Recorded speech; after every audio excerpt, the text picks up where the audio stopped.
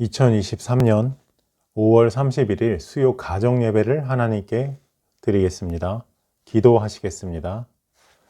거룩하신 아버지 하나님, 하나님께 나올 수 있도록 은혜 베풀어 주심을 감사드립니다.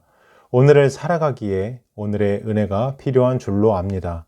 오늘도 주의 은혜를 구하오니 간구하고 하나님 앞에 부르짖는 영혼마다 은혜를 허락하여 주시고 은총으로 세임 얻고 승리하며 살아갈 수 있는 우리 삶이 되게 하여 주시옵소서. 주님 말씀 붙잡고 승리하는 한 주가 되기를 간절히 소망하옵고 예수님의 이름으로 기도하옵나이다. 아멘. 사도신경 하시겠습니다. 전능하사 천지를 만드신 하나님 아버지를 내가 믿사오며 그 외아들 우리 주 예수 그리스도를 믿사오니 이는 성령으로 잉태하사 동정녀 마리아에게 나시고 본디오 빌라도에게 고난을 받으사 십자가에 못 박혀 죽으시고 장사한 지 사흘 만에 죽은 자 가운데서 다시 살아나시며 하늘에 오르사 전능하신 하나님 우편에 앉아 계시다가 저리로서 산 자와 죽은 자를 심판하러 오시리라. 성령을 믿사오며 거룩한 공회와 성도와 서로 교통하는 것과 죄를 사하여 주시는 것과 몸이 다시 사는 것과 영원히 사는 것을 믿사옵나이다. 아멘.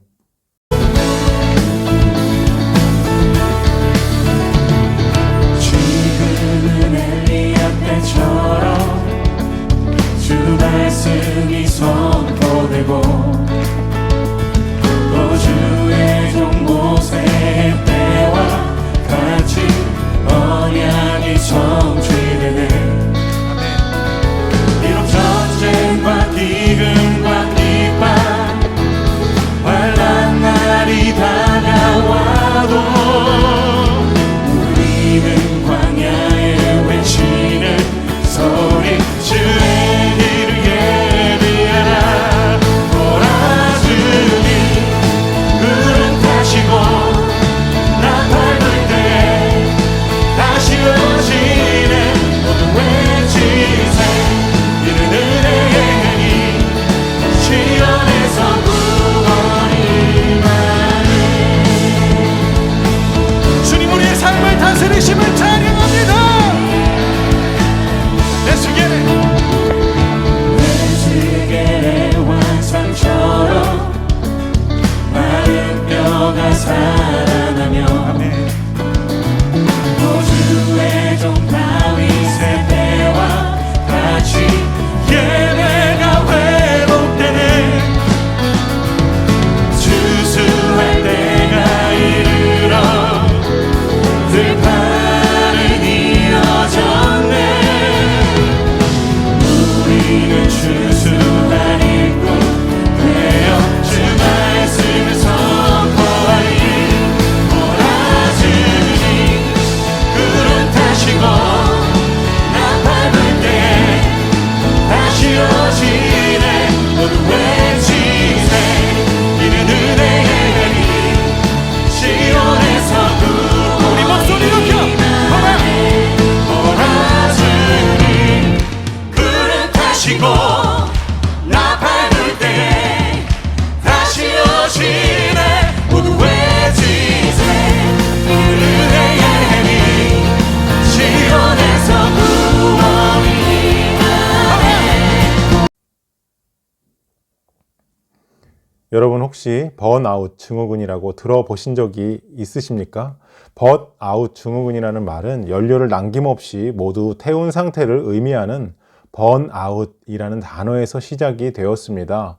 보통 일이나 학업으로 인해 스트레스가 쌓이고 스트레스는 정신적인 피로감으로 이어져 결국 에너지가 다 소진되면서 무기력해지는 증상을 의미하는 것입니다. 취업 포털 잡코리아에서 직장인 492명을 대상으로 조사한 결과 95.1%가 번아웃 증후군을 경험한 것으로 나타났습니다. 그리고 WHO 세계보건기구가 이 번아웃 증후군을 직업 관련 증상, 즉 의학적인 질병은 아니지만 건강 상태에 영향을 미칠 수 있는 원인으로 판단을 했습니다. 다시 말해서 번아웃 증후군이 발생했을 때 제대로 알고 관리해야 하는 증후군으로 인정을 받은 것입니다. 그런데 중요한 것은 번아웃 증후군이 우리의 일상생활뿐만 아니라 하나님을 나타낼 때에도 찾아올 수가 있다는 것입니다. 우리는 지난 말씀을 통해서 여호와만 참 하나님이심을 나타내기 위해 우리를 이 세상 가운데 보내셨다는 것과 보내신 이 세상에서 용감하게 하나님만 참 하나님이심을 나타내야 함을 배웠습니다. 그런데 문제는 여호와만 참 하나님이심을 나타내며 살 때 여러 가지 문제에 부딪힐 수 있다는 것입니다. 믿지 않는 가족에게 하나님을 나타내려고 할 때 찾아오는 긴장과 스트레스를 만날 수 있고, 세상에서 그리스도인임을 드러내고 그리스도인답게 구별된 삶을 살아갈 때 찾아오는 부담감을 만날 수 있습니다. 또 나의 노력을 통해 어떠한 변화도 일어나지 않을 때 찾아오는 좌절감도 만날 수 있습니다. 이와 같은 상태가 지속되면 번아웃 증상과 비슷한 증상이 찾아올 수 있습니다. 하나님을 나타내는 일에 있어서 무기력증이나 불안감, 의욕상실 등에 빠질 수 있다는 것입니다. 이와 같은 상황에서 우리는 어떻게 해야 할까요? 엘리야의 이야기를 통해서 오늘 그 답을 찾아보도록 하겠습니다. 엘리야는 어쩌면 자신의 인생에서 가장 중요한 순간이 지나갔다고 생각했을 것입니다. 갈멜산 대교를 통해 이스라엘의 참 하나님이 여호와라는 사실을 이스라엘 백성과 아합 왕에게 증명했기 때문입니다. 엘리야는 이 임무를 성공적으로 수행하기 위해 많은 기다림과 수고를 마다하지 않았습니다. 그리고 때가 왔을 때 자신의 목숨을 내어놓고 갈멜산에서 바알 선지자들과 대결을 펼쳤습니다. 그리고 이 대결을 통해 여호와만 참 하나님이심을 이스라엘과 아합에게 가르쳤다고 생각했습니다. 그런데 19장에서 엘리야가 마주한 현실은 그렇지 못했습니다. 이세벨은 생각보다 더 견고했습니다. 이세벨은 모세 때의 애굽왕 바로처럼 마음이 굳은 사람이었습니다. 갈멜산에서 여호와가 진짜 하나님이심이 밝혀졌음에도, 그래서 바알 선지자 450명이 그 자리에서 처형됐음에도 불구하고 이세벨은 전혀 굴하지 않고 엘리야를 위협합니다.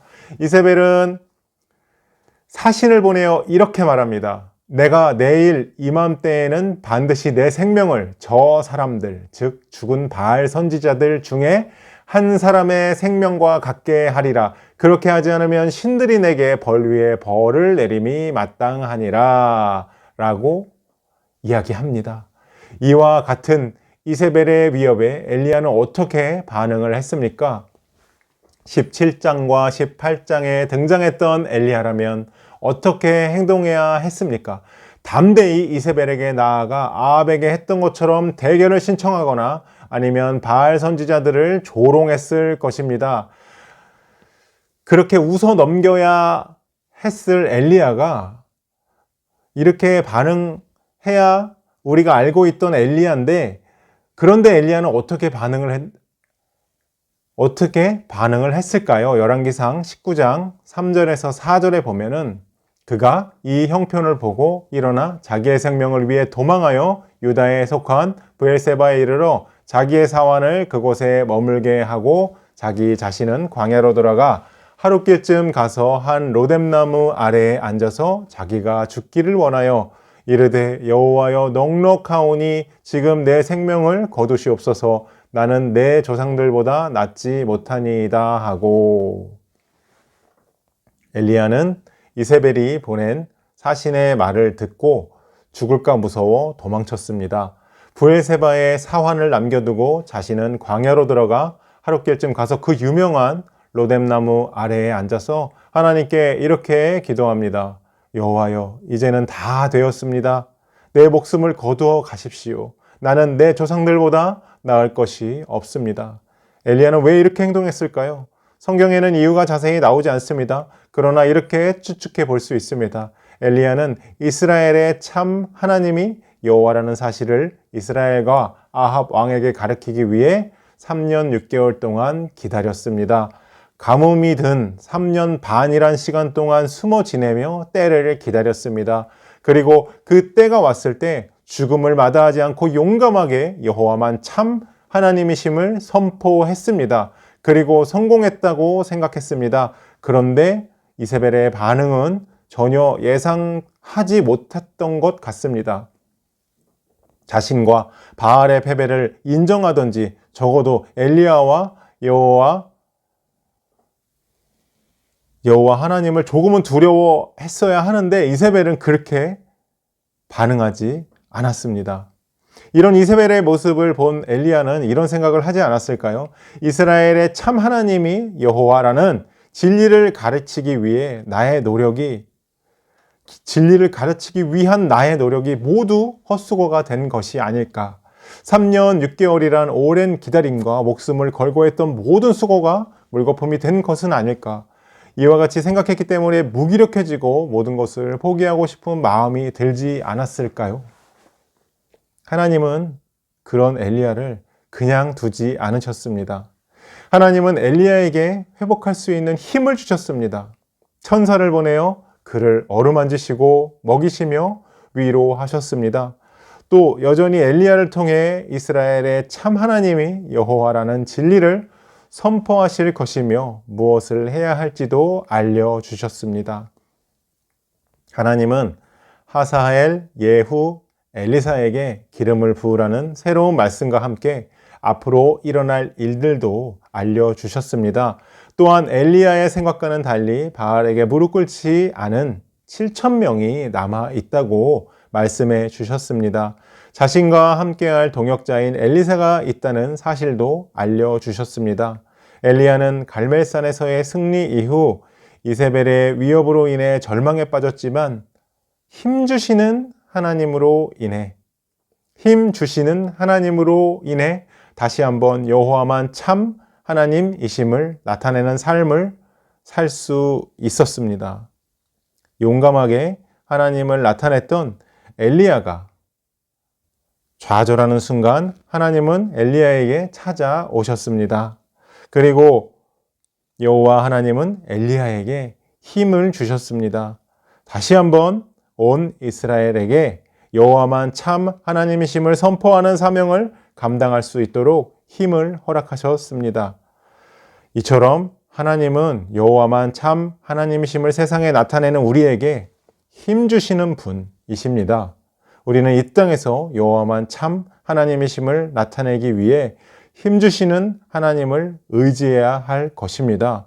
힘 주시는 하나님을 의지함으로 여호와만 참 하나님이심을 세상에 능력 있게 나타내는 저와 여러분 되시기를 축복합니다. 우리 이 시간 기도할 때에 하나님 말씀에 순종하는 사람이 되기를, 엘리야처럼 하나님 말씀에 순종하는 사람이 되기를 기도하시고, 두 번째로 힘 주시는 하나님을 의지하는 우리들 되시기를 이 시간 다 같이 함께 기도하도록 하겠습니다.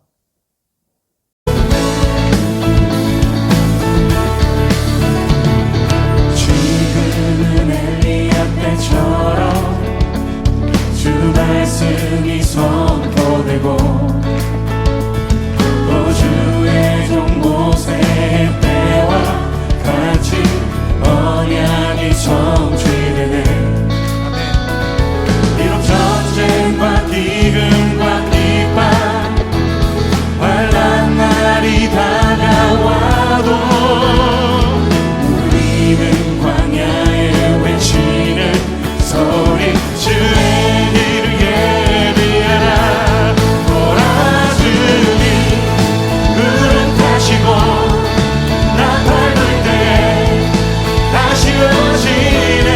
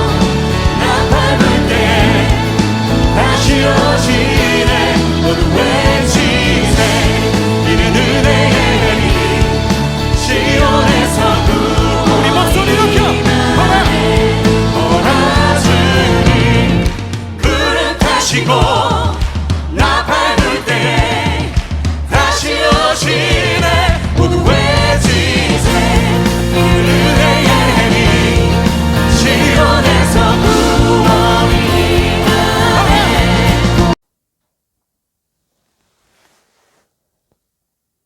주기도문 하심으로 모든 예배를 마치도록 하겠습니다.